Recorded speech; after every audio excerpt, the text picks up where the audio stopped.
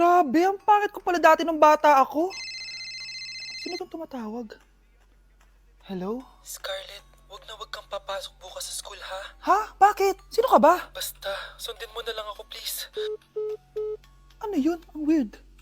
Oh anak, hindi ka pumasok? Opo Nay. Masakit po yung pagkaramdam ko eh. Pagaling ka anak ha. Anak, yung school mo, nasusunog. Nasusunog, Nay. Totoo nga yung sinasabi ng caller kanina. Grabe. Buti na lang anak, hindi ka pumasok sa school ngayon. Sino na naman tumatawag na to? Hello? Sino to? Scarlett, wag kang matutulog ngayong gabi ha. Ikaw na naman? Paano mo nalalaman yung mga yan, ha? Scarlett, please sundin mo na. Anak, matutulog na ako, ha? Ikaw din, huwag ka na magpuyat. Sige po, Nay. Tatapusin ko lang po itong pinapanood ko. Kung hindi ako matutulog, ano namang gagawin ko buong gabi?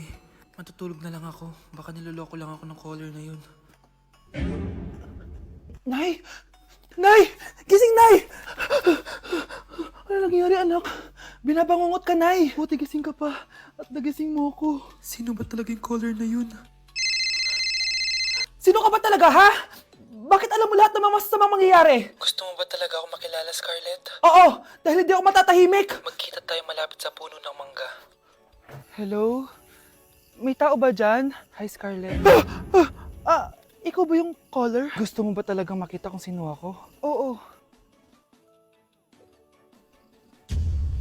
Ako ikaw, Scarlett.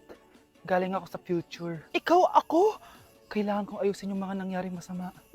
Paano? Paano nangyari yun? Basta, Scarlett, ayusin mo yung mga desisyon mo sa buhay, ha? Sige na, baka mahuli pa ako ng mga humahabol sa akin. Sandali! Sino humahabol sa'yo?